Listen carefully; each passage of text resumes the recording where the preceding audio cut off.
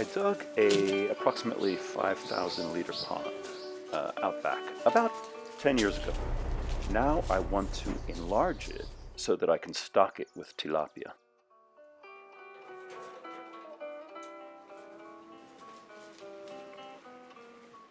When I was a boy, my mom, who was quite the amateur gardener and landscaper, built a small, around 200-liter goldfish pond in the backyard of our suburban New York home, which we children all loved and marveled at.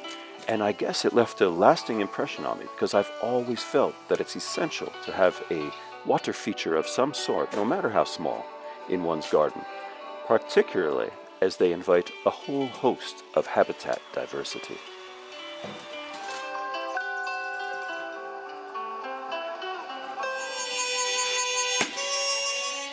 My original plan was to install a solar panel powered submersible pump to circulate the pond water by pipe up through my homemade 40-liter biofilter. This to promote a healthy pond environment conducive to the specific needs of the 30 or so fish, untold numbers of frogs, as well as ducks, hammerkopfs, ibis, and various other creatures that would inhabit or visit the pond. And then, somewhat unexpectedly, and in contradiction to the weather report, the rain suddenly appeared, and my gaping hole was almost instantly filled with water and life.